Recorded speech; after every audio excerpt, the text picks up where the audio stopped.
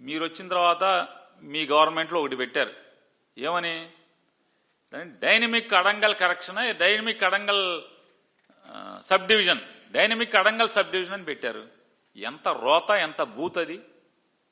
డైనమిక్గా adangal sub division అవటం అనేది సర్వేర్తో సంబంధం లేకుండా, సర్వేర్ రిపోర్ట్ లేకుండా డైనమిక్గా అడంగల్ సబ్ డివిజన్ అవటం అనేది ఎంత బూత్! అసలు ఎంత తలకాయలు పట్టుకున్నారు జనం! అసలు రైతాంగం చచ్చారు, రెవెన్యూ వాళ్ళు చచ్చారు.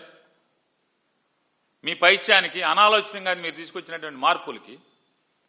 ఇవాళ జగన్మోహన్ రెడ్డి గారు ఏం చెప్పాడు? పాత రీసెటిల్మెంట్ ప్రకారం, పాత రీసెటిల్మెంట్ 1932లో చేసినటువంటి రీసెటిల్మెంట్ ప్రకారం, సర్వే ప్రకారం ఎవడన్నా రాయి పీకితే మళ్ళీ సర్వేయర్ వచ్చి ఎక్కడి నుంచో కండప్రాయి ఎక్కడన్నా ఉంటే ఆ సర్వే రికార్డు మూలానికి, ఆ ఊరికో, ఆ రెవెన్యూ గ్రామానికి ఎక్కడో కండప్రాయి ఉంటే ఆ కండప్రాయి దగ్గర నుంచి కొలుచుకుంటా మొత్తం ఊరంతా కొలిచి వస్తే కానీ మళ్ళీ వీళ్ళ పొలం ఎక్కడో, ఆ సర్వే నెంబర్ హద్దులు ఎక్కడో తెలియని పరిస్థితి. దాన్ని మార్చాలని భూతగాదాలనేంటి?